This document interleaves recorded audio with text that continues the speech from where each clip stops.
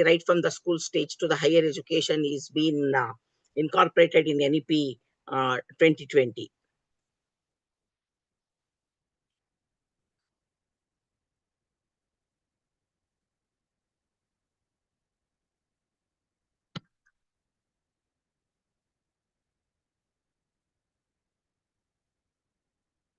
So, as all of us know, that whatever it is, like education that we expect, education, apart from whatever is the goals of education are there, whether they are academic goals or technical goals, or every subject has its own specific goals as well as general goals. When we talk about the general goals of education, we believe that education should also build the character, and it should also see that the students develop the ethical or moral character, and they should become rational, they should become compassionate, and they should become caring. And at the same time, we want to prepare the students for a very gainful as well as fulfilling employment, because now we consider education to be an investment, no more it is a consumption. Since education is an investment, we want to see, like, whatever the type of education that a student is choosing, we see that whether it is gainful, whether it is fulfilling for the sake of employment. But now there is a gap. There is, that at present we speak about that there is a gap between, like, whatever the state of learning that the students are having, that is the students' outcome, and what is that is being required by the job market or maybe by the employer. So it is very important that this gap between the current state of learning outcomes and what is required, that needs to be bridged through undertaking the various major reforms that can bring the highest quality, equity, and integrity into the system. So this introduction I am giving because whatever is being spoken in NEP. So NEP 2020, it says, so apart from the specific goals of education, we want to build the character, we want the learner to be ethical, rational, compassionate, as well as caring, apart from fulfilling the job requirements. And it also wants to see that the gap between whatever the present state of education or outcome are there and what is required, and we require the major reforms in order to build that gap or to bridge that gap. So how is that particular gap will be built? So that is through highest quality of education, right from school stage to tertiary education. And then we want to bring about in equity. So we are talking about equity, that is nothing but social justice. We want almost all the segment of the society. So irrespective of religion, caste, creed, gender, region, religion, or maybe adversities, whatever they are there, maybe the status or linguistic barriers, geographical barriers, irrespective of that, we want everyone to participate in education. We want to have social justice, and for that we want to bring equity as well as integrity into the system. We want integrity in the sense we want quality, we want commitment, we want everything. That means a student should pass through or a student should get right type of education, and that should be the type of education we expect, including even higher education. And now we are talking about, like, what should be the aims of education, especially when we talk about India. So the aim of education in India by 2040, that we want to make it that India second to none with equitable access to the highest quality education for all learners, regardless of, as I said just now, social and economic background. Irrespective of that, by the NEP 2020 says by 2040 we don't want to be second to none, so we want to achieve, so we want to provide a highest quality of education. We want to see that all learners, irrespective of social and economic background, they participate in education. And that means we want to have 100% enrollment, that is 100% literacy, and we also want to increase the enrollment at the secondary level as well as at the tertiary level. Now, what is the vision of this 2020 policy? So, National Education Policy 2020, it envisions an education system rooted in Indian ethos that contributes directly to transforming India, that is Bharat, sustainably into an equitable and vibrant knowledge society by providing high quality education to all, thereby making India a global knowledge superpower. So this is the vision of the policy. So we want our education system, that is the policy envisions, that we want to see that the education system should be rooted into Indian ethos. So maybe whether we had our Vedic education, we had our medieval education, we had our British education and post-independence British education, we want to see that the education right now, through this education policy, we want to see that it is rooted into Indian ethos. That means India is a country that we all of us know with a rich cultural heritage. So we want to see that the students become aware of our Indian culture, Indian ethos, that our heritage. So we want to see that this ethos are, that means are known, or the culture is known, heritage is known through education. So by we want to transform India into Bharat. So we are saying, so not just merely like maybe the education which is given, or maybe just the post-independence, or maybe only the British education. We want to see that our students know the heritage, they know the culture, they know the Indian ethos. So we want to transform India into Bharat, and we want to see that it is sustainable, and it also we want to see that it is a equitable and a vibrant knowledge society. See, we want to make it equitable and vibrant knowledge society by providing the high quality education to all, irrespective of, as I said, any disparities. So the vision of the policy is to make India a global knowledge superpower. So we want to see India on the map of globe as a knowledge superpower, and that is the vision of the policy of 2020. And now, living in a world where transformation of that is technology has become a tool for work. So sorry, the information technology has become a tool for work, a means of empowering people, and also it is what we call it as, nowadays we are living in a visual culture. So since we are living in a visual culture, that means uh, we are surrounded by media. Even the children, especially even the infants, maybe with few months infants, they are addicted to this technology, and we are getting lot of information from multiple directions. So the whole world is, that means our surroundings, our environment is surrounded by these information technology, and it is also become a tool for work, as well as it is a means for empowering the people. So that way, when we are talking about, excuse me, so it's a means for empowering the people, and it will also become a means for establishing the relationship among people, among different groups. And now, as we know, because of the availability of the information communication technology, like you can just connect to any part of the world, or to any person in any part of the world. And that is the what we call it is the power of the information technology. So the ICT and NEP 2020 policy, they are very much related. That is the reason, because it is not that hitherto we never had a national education policy. We had national education policy right from 1968.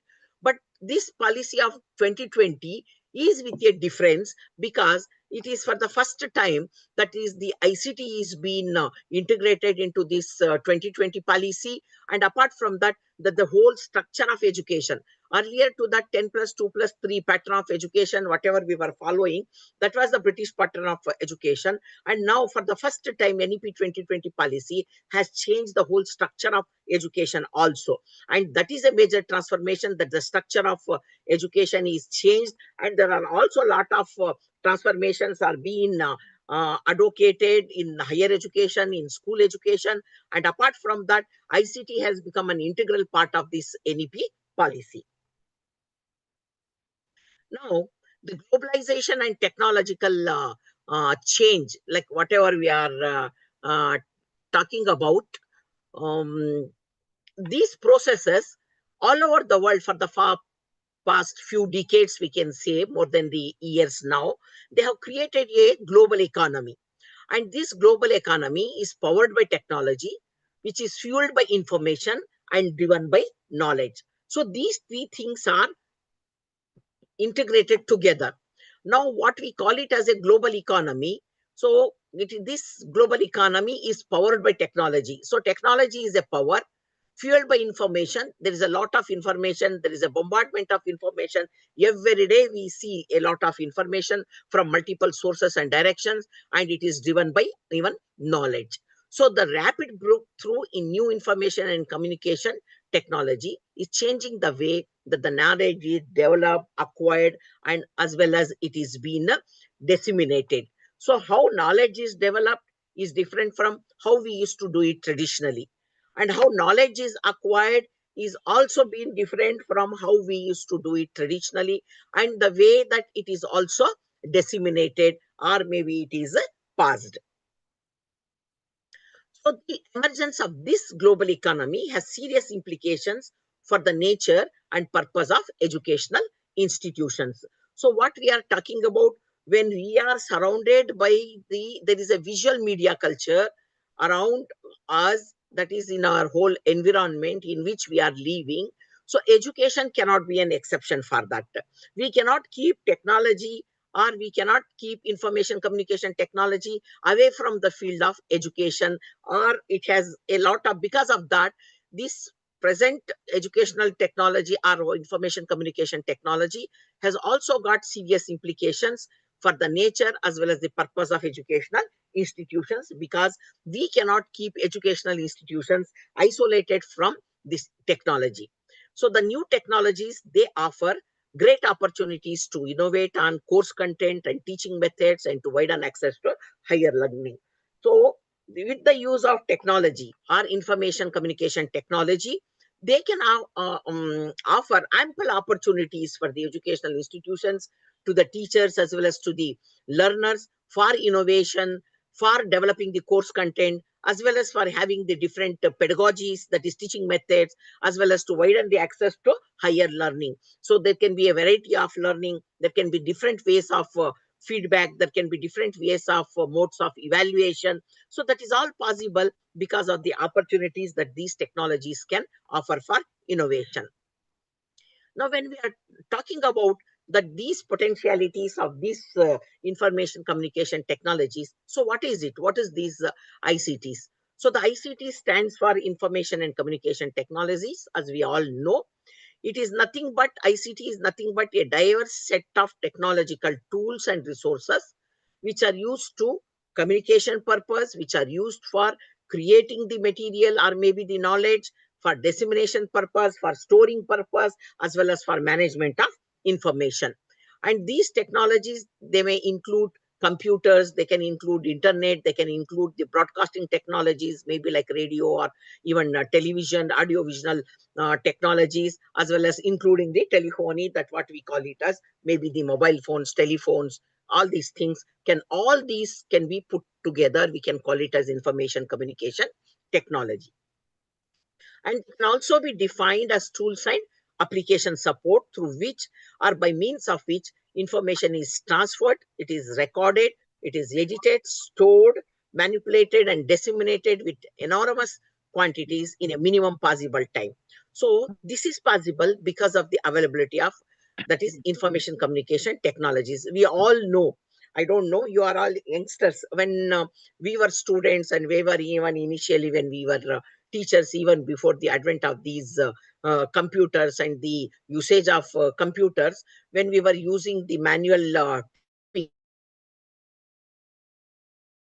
so including the electronic typing when it came later. So even if we wanted to correct any mistake, then we had to record the whole, we had to retype the whole page or whatever the document. So it was not possible to edit.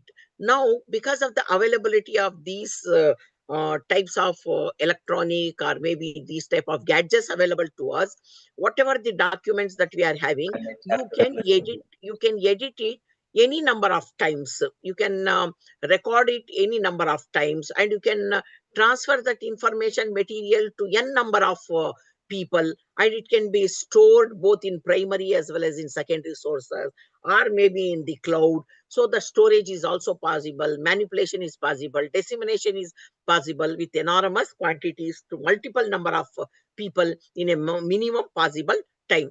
So when we were having, when there were no post and telegraph, as we all know, for the purpose of information, and it used to take months together. People never used to have information, maybe in the nearby surroundings information, until and unless somebody goes there personally, speaks to them, say like what has happened. And because of later, maybe with the post and telegraph, people used to get communication with the help of post and telegraph. That was possible. And now with the help of these communication technologies, so maybe sitting in corner of your living room, any information can be shared to any corner of the world, maybe in within seconds, maybe through the available gadgets you have, whether it is a television, whether it is through your mobile phones or through your emails, right, in a minimum possible time, to enormous quantities, to maybe crores of people, that information can be reached. So that is possible because of these availability of these information communication technology tools, as well as application softwares that we are having. So, however, now with the experience of introducing different ICTs in classrooms and other educational settings all over the world for several decades, it suggests that the full realization of the potential educational benefits of ICT is not automatic. Just because that these information communication technologies are available to us in our environment or maybe in the market, automatically it doesn't happen in our educational settings until and unless there is a conscious effort to integrate technology into the field of education. So for that purpose, the effective integration of ICT into educational system is required. And this integration of ICT into educational system is not a very easy job. It is a complex, it is a multifaceted process that involves not just technology, but given initial capital, right, getting the technology is the easiest part.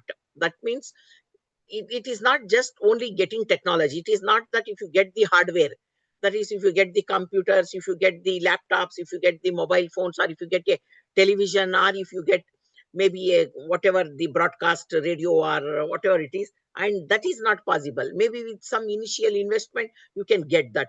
Apart from that, if you want to integrate technology into education field, or maybe into the system of education, as we said, it is very complex and multifaceted.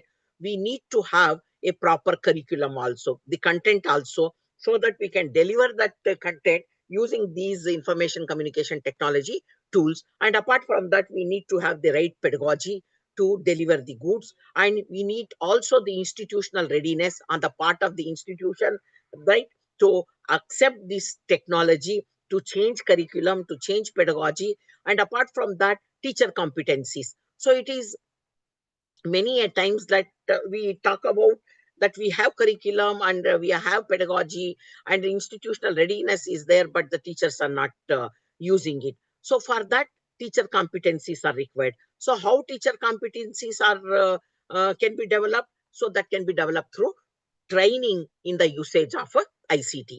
So many a times we say that teachers are not using. It becomes very essential on the part of the institution, whether it is a management or whether it is a government or whether it is whatever the institutions they are running, they should train the teacher in the use of these ICT tools.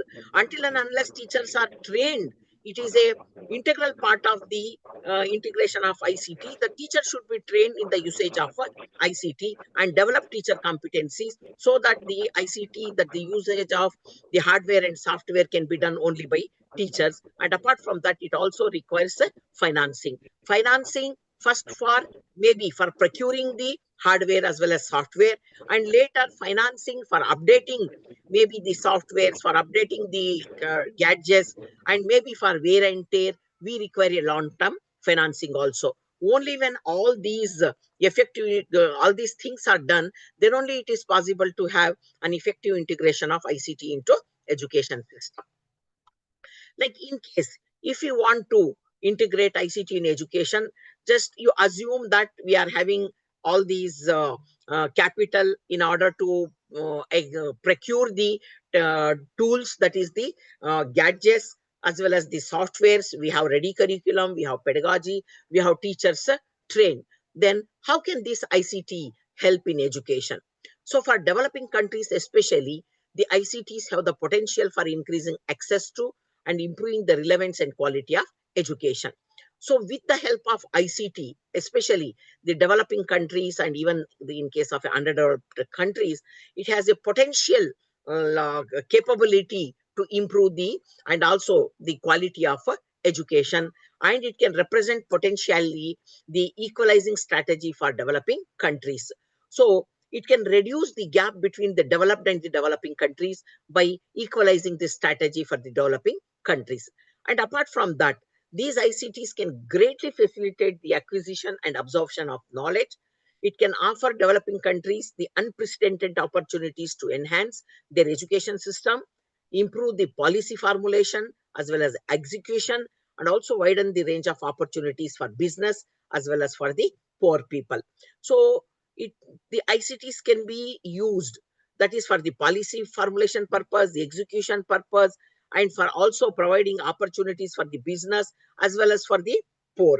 So that means now I can tell you through, like, it is possible to have this online program because of this availability of the ICT. So hitherto, like before these COVID, right? So we never usually the academic staff colleges never we had this type of any experience of having online that FDPs, online refresher courses, online orientation programs, or online seminars or conferences. It used to be only a physical mode.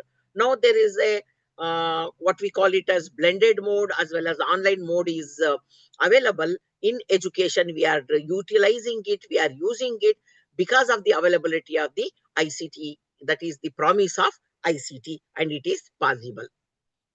Another important greatest hardship that can be endured by the poor and by many others who live in the poorest countries is the sense of isolation. People who are isolated physically and people who do not have access to maybe the education system to have higher education. In case people who are living in an isolated place or people who cannot physically go, and maybe now through online education it is possible for the participants from all over the country and maybe across the globe to participate in any type of training programs because of the communication technologies. Otherwise, because of the non-available affordability, that means one has to spend a lot, maybe moving from one place to another place, making arrangements, staying there. So that may not be possible in case of a poorest country or maybe the poor people. Now, with the help of these online gadgets, maybe with the availability of a software or maybe with a hardware, it can reduce the sense of isolation and people can have open access to knowledge in the ways which are unimaginable, which was not possible some time back. So this is another important, what we call it as the promise of ICT. And apart from that, we can say what types of ICTs are commonly used in education. So when we say that we are using ICTs in education, usually what are the types of ICTs that are usually that are used? So we would say different types of technologies, they are used in different combinations rather than as a sole delivery mechanism. It's not that it's a single technology. So there can be different combinations of technologies. Maybe to start with, like when these radios were started, and then what we call it as television was an innovation. At that time, that the radio was used, that radio broadcasts were used for the purpose of education. So countries like maybe even developing countries like Sri Lanka and all that, they use radio and television. And even in India also, especially, we used radio for supplementing the material, and especially television, like university like Indira Gandhi National Open University, that is IGNO, for broadcasting for the purpose of television broadcast, radio broadcast were used. Like until the advent of computers and the internet technologies which were available. So there can be radio broadcast, there can be television broadcast, there can be combination of computers and internet technologies. So there can be different types of, as I said here, so there can be different types of, whether it is television, modern, whatever, different types of computer, internet technologies that can be used in combination. So some of the modern technologies which are used in education right now, they can be through an electronic learning or e-learning. So although most commonly associated, especially when we talk about higher education, as well as for the purpose of corporate training. So now, whatever that module, or what we call it as in higher education, the UGC has said, and they have established, there are a lot of platforms available for higher education students to, through the MOOC courses are there, which are nothing but through the e-learning, right? So, and it is possible, that is especially in higher education, and for the training of, not only for corporate training and even the teacher training, now the FDPs, the refresher courses, and these orientation programs which are happening, they are nothing but these in-service training programs. They are all happening through these e-learning. So that is e-learning encompasses learning at all the levels. So it can be right from school stage to the tertiary, that is to the university level. It can happen both for the formal as well as for the non-formal education, and it can use information networks, that is the internet, that is the LAN, as well as WAN, that is local area network, as well as wide area network, that is internet as well as intranet, whether wholly or in part, for the course delivery, for the purpose of interaction, and for the purpose of evaluation, as well as for facilitation. So for these things, these in association with the different types of technologies combined together, so nowadays we are having these electronic learning. So sometimes people may prefer, that is the term online learning, right? We call it as electronic learning or online learning, or it can also be a web-based learning, is also a subset of e-learning. So web-based learning, whatever we call it as, it is nothing but is also a part of e-learning. It can also be referred to learning using a internet browser. So wherever we are using an internet browser and we are learning something, that is online learning or electronic learning, that is one of the very, very important, very modern concept that we are having. Apart from that, there can also be a blended learning.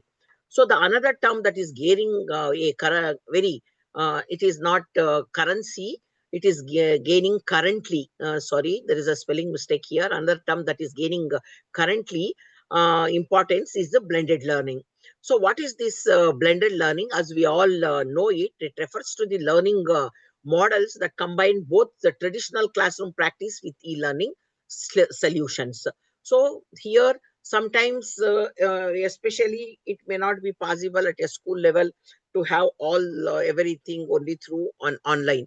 Not only in school, at a school level, even in higher education also, it is not possible all the time to have only acquiring maybe the higher education only through online. Maybe it can be supplementary, it can be complementary. Then it can be in blended mode. Apart from the traditional classroom, there can also be e-learning solutions. For example, students in a traditional class can be assigned both print-based online materials also.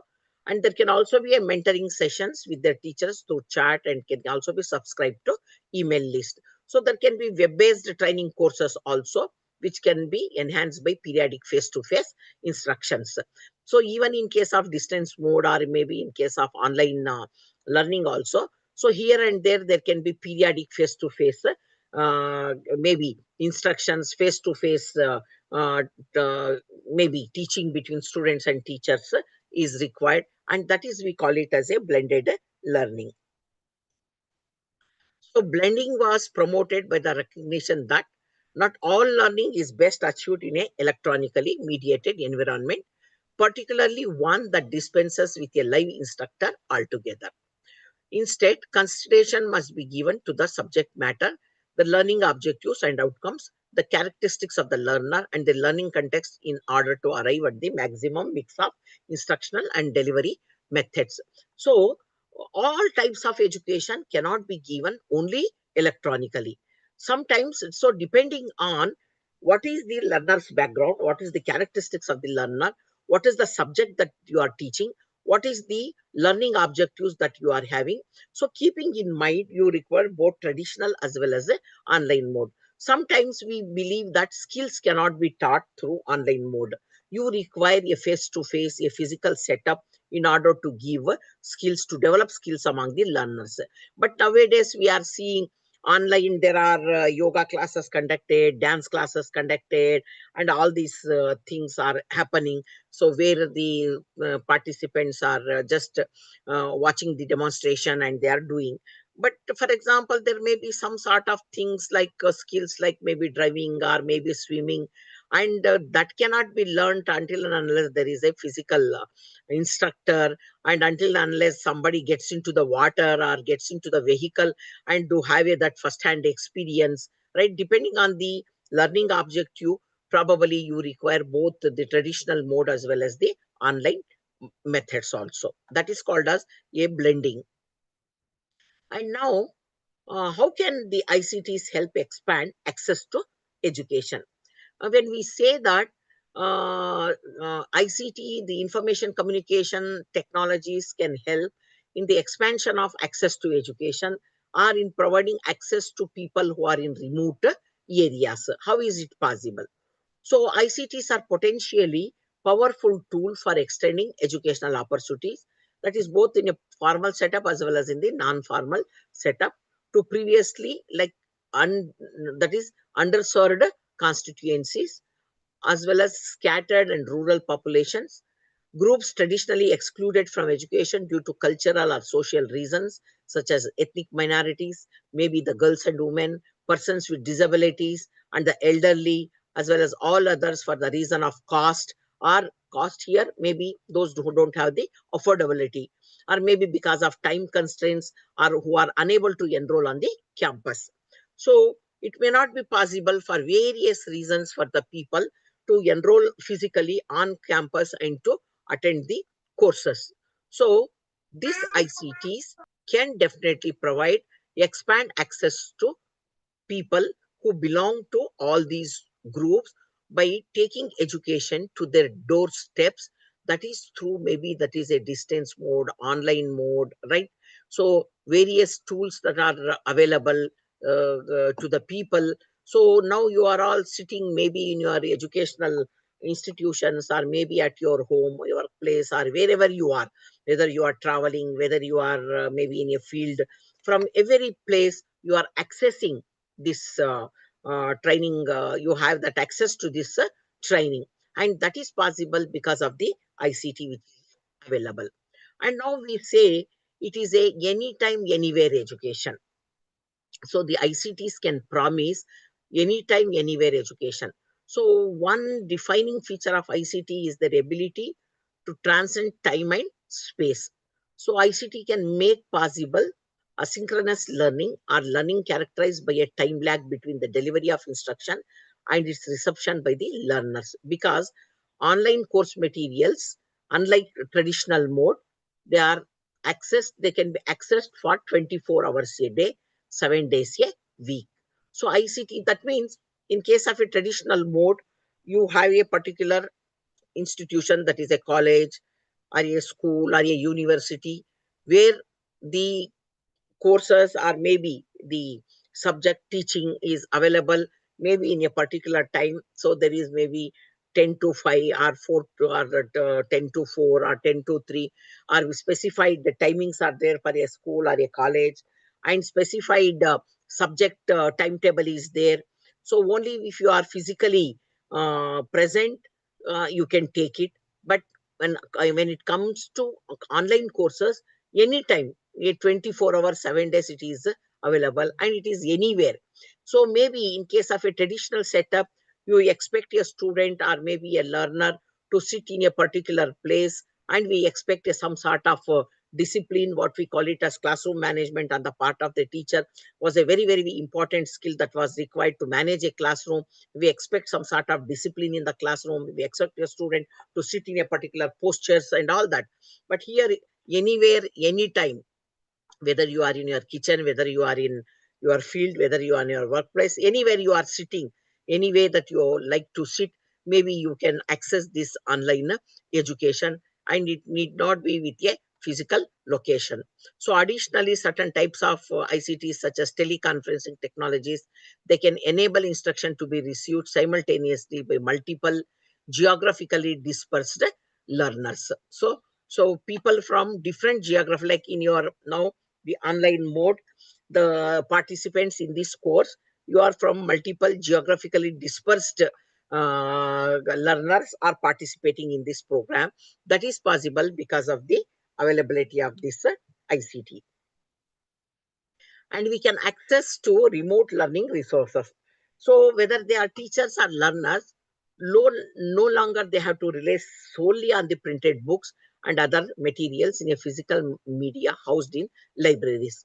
So traditionally, we used to believe that knowledge is stored either in libraries, that is in the form of books, or maybe with the scholars, with the teachers. But now it is not like that.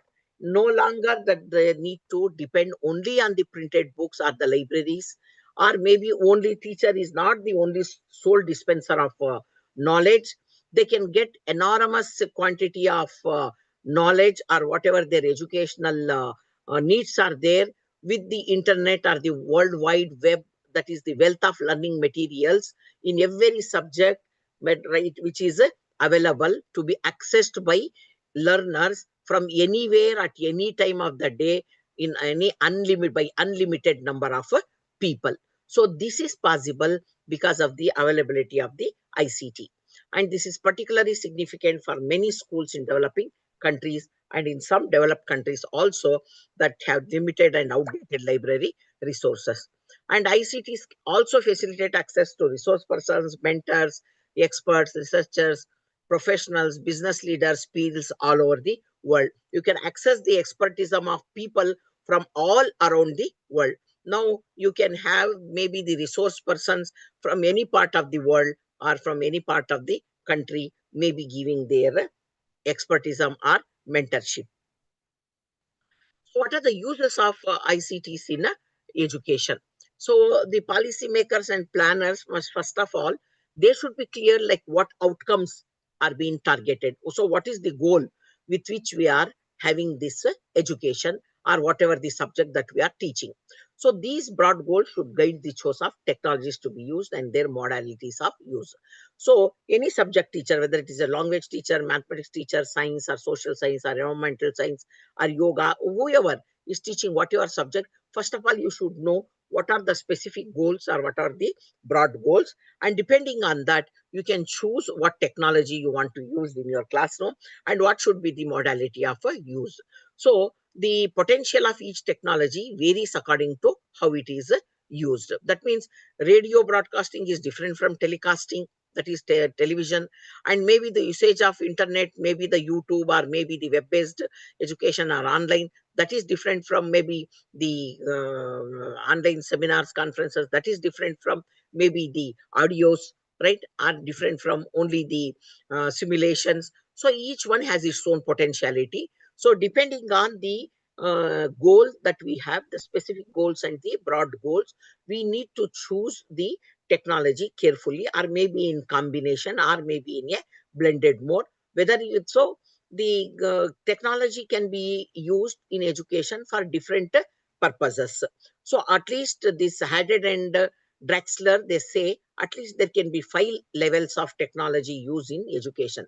We can use technology for the presentation purpose, like what I am doing today, for the presentation purpose, for the demonstration purpose, for drill and practice, for interaction purpose, and for collaboration purpose. So ICT, that as we said, like presentation, demonstration, maybe for showing some strategy, showing some method, or showing something. Drill and practice again and again. You can rewind, you can hear, and you can see. Like somebody, for example, watching or learning a dance. Maybe you can again and again you can go back and you can trace back and you can see and do it, or you can hear an audio again and again, or you can use it for interaction purpose, that is through emailing or maybe through your WhatsApp. There are so many types of social medias are available now. For the collaboration purpose, you can just use it both for official as well as for the other purposes. The ICT can be used, and that ICT can also be used for improving the students' achievement also. So for academically, for the purpose of education, it can be used for even improving students' achievement. So the educational technology consists of a wide range of hardware, software, and technical equipments which are used in educational institutions to promote the learning. They can be starting from computers to CD-ROMs to internet, email, television monitors to video equipment, satellite systems. They can be some of these educational technologies that usually the higher education institutions which they are using. So these we can categorize the educational technology into four basic uses. That is the technology, whatever the information communication technology we are using in education. So they can be used for four basic purposes. One is for enhancing students' achievement. One is for tutorial purpose. So tutorial users are those in which the technology does the teaching, wherein it is what we call it as, it's just like a teacher. It it does the tutoring. So for tutorial purpose it can be used. So many a times nowadays we are using, that is the YouTubes and all that, for learning something, maybe even to how to do cooking, or how to do maybe some setting up of a operators, or maybe how to what steps to be followed, that it can teach us. So different steps can be taught by maybe your computers, or maybe the using an internet or whatever it is. So typically in a lecture like or workbook like format, in which the system controls what material will be presented to the students. So it will present, it can be used for tutorial purpose, for the teaching purpose, wherein the lecture like material or workbook format material can be presented to the students. Tutorial use can include expository learning, demonstration, and practice. So there can be drill and practice software, tutoring system, instructional television, computer assisted instruction, and intelligent computer assisted instruction. So all these things can be used for tutoring purpose or for teaching purpose for students. And they can also be used for exploratory purpose. So exploratory uses of technology are those in which the student is free to roam around the information displayed or presented in the media. So the exploration application may promote discovery or guided discovery approaches to helping students learn information. For example, whether they are encyclopedias, CD-ROMs, micro worlds, or hypermedia stacks, maybe network. If you go for the Google, so maybe nowadays students are preparing, even the school students are preparing the projects, for preparing something. They are going through all these materials which are available. So it is exploratory. They are collecting material from various sources, from different types of sources. It can be images, it can be visuals, it can be auditory, it can be different types, and they can explore everything, and they can put it together. They can prepare the notes, they can prepare the projects, or they can use it for their academic purpose. And technology can also be used for application purpose. So application users, it can help students in educational process by providing them with tools to facilitate, that is the writing task, analysis of data, and for other users. So they for writing, as well as we can say that we can use these for writing in the sense there are notepads, then you can even speak, and that computer will write, or otherwise you can use it for typing and editing. And data analysis, there are also so many software, statistical softwares, right, for quantity to quality data. And there are so many other users that can be used, that is by using some of the software tools. And that can be what, for example, that is word processing, that can be a spreadsheet softwares and database management programs, graphic softwares, where you can draw graphs and all. There are desktop publishing system, hypermedia network tools, videotape recording, editing equipments. So all these for the purpose of application the students can make use of. And the technology can also be used for communication purpose. So we know it.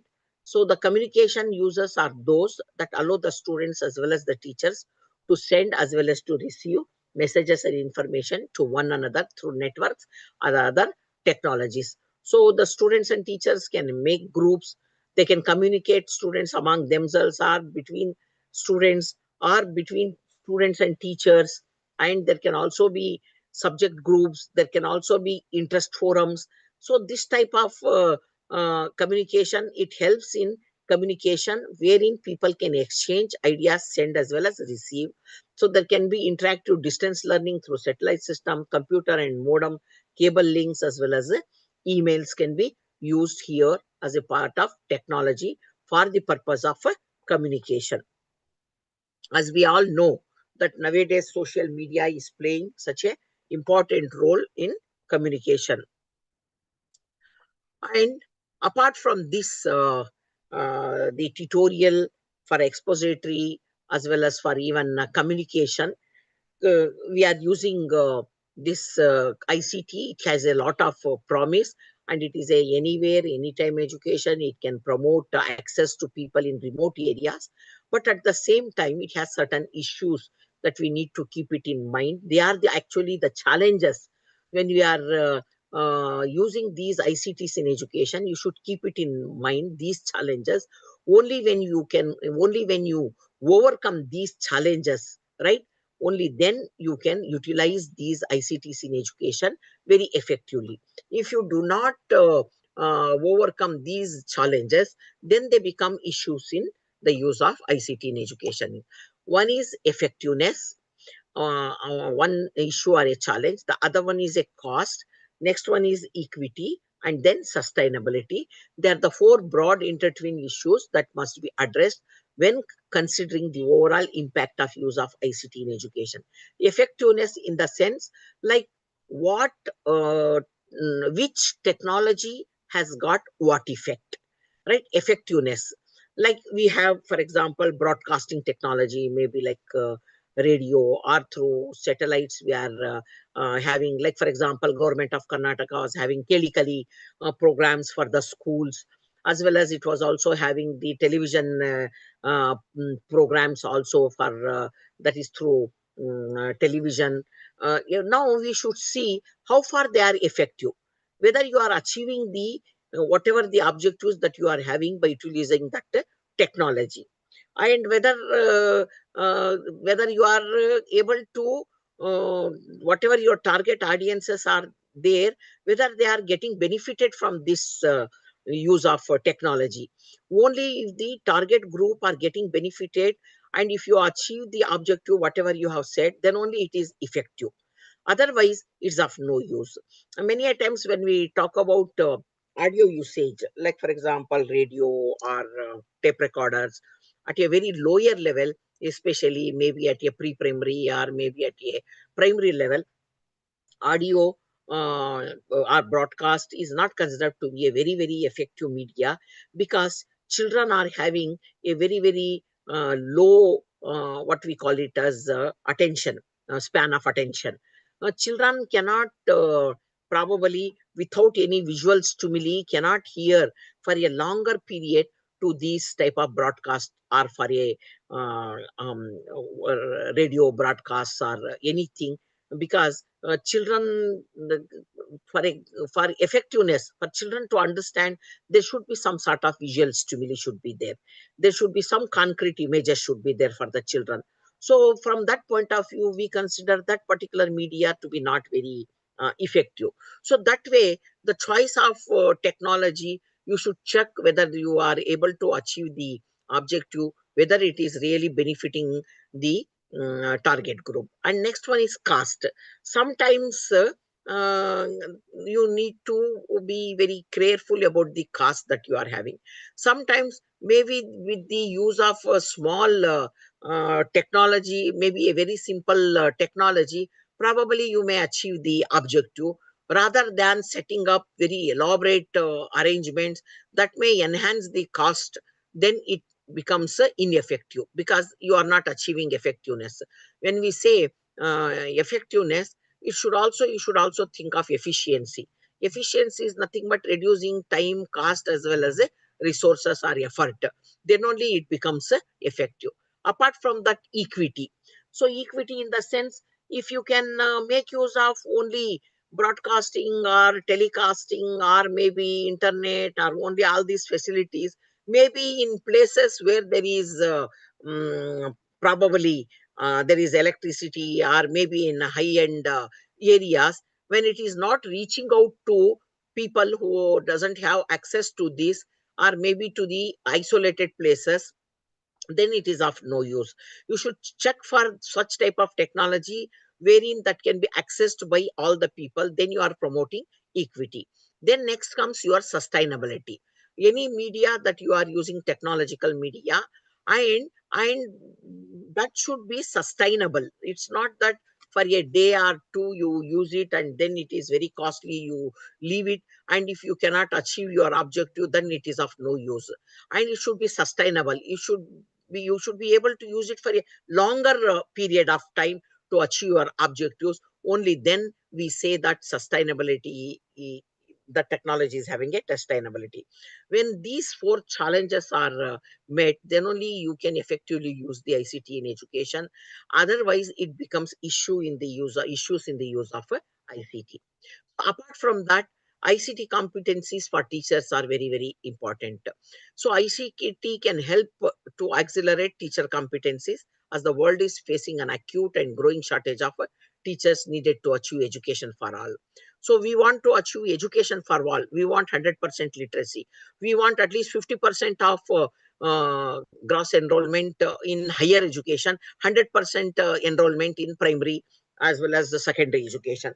In order to achieve that, we don't have adequate number of teachers. There are shortage of teachers. So here ICT can definitely help to accelerate. And now, in order to use ICT, we need to enhance, or we need to develop the competencies of the teacher. That is especially technology competencies, how to use hardware as well as the software. Because traditional educational models does not help the use of ICT. So until and unless you train the teachers in handling these hardware and software, you cannot make use of the ICT in education. So developing ICT competencies for teachers is also a challenge. It is very important if you want to integrate ICT in education. So ICT, like whenever you are giving training to the teachers, you should also see that uh, that the teachers are given proper training. Because the key retardation factors which relate to the lack of proper ICT computations on the part of the teachers. Many a times, as we all know, like during the COVID, what happened? There was no preparedness on the part of teachers or the learner or the society as a whole. That pandemic happened all over the world. That was what we call it as, which was that did not give time for any preparedness. So what happened there? The teachers, they did not possess the ICT competencies in handling the hardware as well as the software. And apart from that, many teachers, they did not have these hardwares, maybe the computers or maybe the laptops, or even probably such type of what we call it as mobile phones with such type of facilities. On the part of the learners also, they did not have these type of facilities. Many learners, they did not have either a computer or maybe the laptop or maybe the mobile phones with these type of facilities to receive education. So apart from that, even if teachers had that type of hardware with them, they were not trained in utilizing. All of a sudden, we were what compelled to use, whether it is a Zoom or maybe whether it is a Google Meet or WebEx, which teachers were not aware.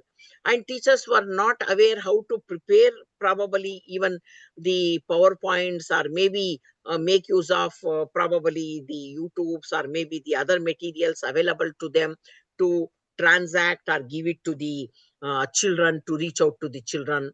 Nor children were prepared in terms of hardware especially. But on the part of the teachers, it is not that, it is just lack of hardware or maybe software. Maybe teachers were lacking the competency, the utilization of ICT, or maybe the training in the use of ICT. But now after COVID-19, both the teachers, students, the educational institutions have learned a lesson, and now everybody, they know that how technology is very, very important. Maybe the integration of technology in education, the training of teachers for training of teachers in the utilization of these technologies, and how to integrate, how to deliver the material, how to develop the course content, how to evaluate the material. So all these things, the training in these things are very, very essential for the teachers. So lack of proper ICT competencies can definitely become a hindrance for accelerating the whatever we are thinking of the quality education system. So ICT competencies for teachers is very, very essential. Apart from that, teachers must be prepared to empower students with the advantages technology can bring. Apart from the teachers, it is also very, very important that we need to empower the students with the advantages technology can bring. So many a times, some of the students, they may be having all these facilities maybe at home, or maybe in the school, where they can make use of technology. But there are children who do not have access to this type of technology, right? Either at home, or maybe there are also schools which do not have this type of technology. But now educational institutions, classroom, whether they are real physical classrooms or virtual classroom, they are all trying to empower students and teachers, as well as trying to have these technologies in the physical institutions as well as for the virtual purpose. So the teachers for both the in a blended mode, whether for a physical teaching that is in real time or virtual, they should have teachers who are equipped with the technology resources as well as skills, and who can effectively teach the necessary subject matter content while incorporating technology concepts and skills. So that is very important, that you need to empower students as well as the teachers. You need to even train the students how to utilize these technologies, how to utilize these softwares, so in order to receive education also. So real world connections, primary source materials, so there are sophisticated data gathering and analysis tools. There are some of the very few resources that can enable teachers to provide.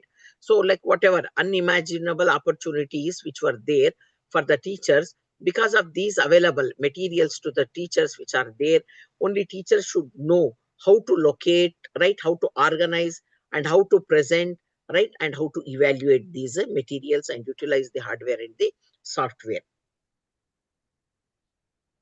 You're Extremely audible now. sorry. No, the power went off. I had to connect it with my hotspot.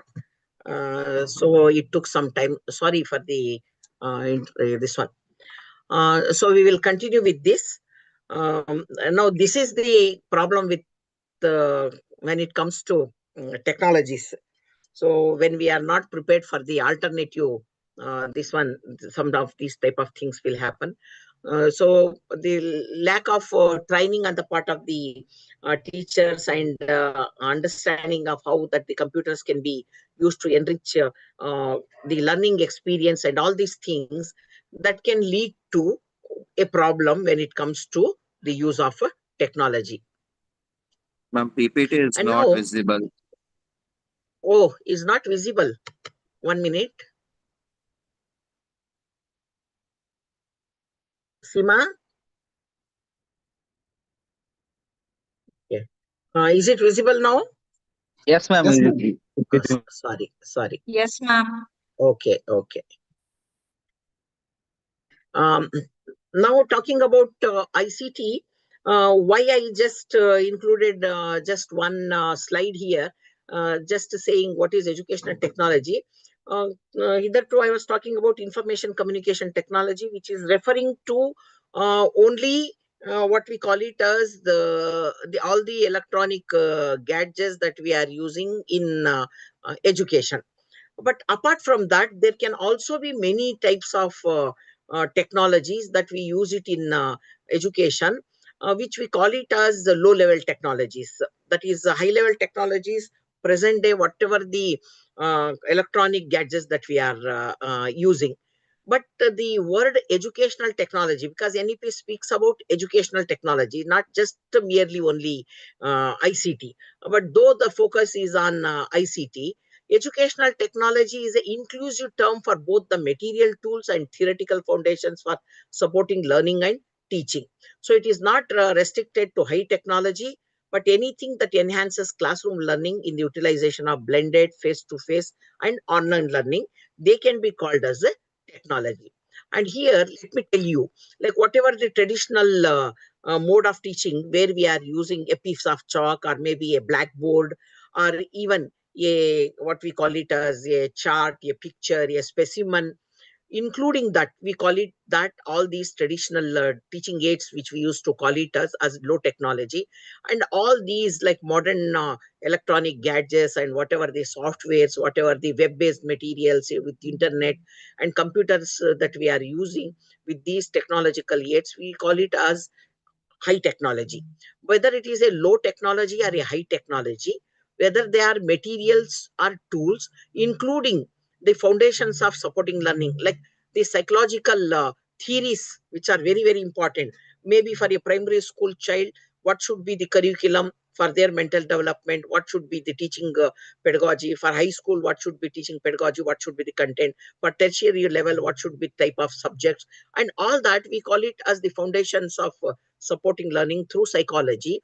Anything which supports teaching and learning, any material which is used for teaching and learning, right, which is called as low technology. And the usage of these modern technology, all these things which can enhance the classroom learning, right, all these things, whether they are in blended mode or in face-to-face mode or in online mode, all these put together, it is called as educational technology. It is an inclusive term for all these things.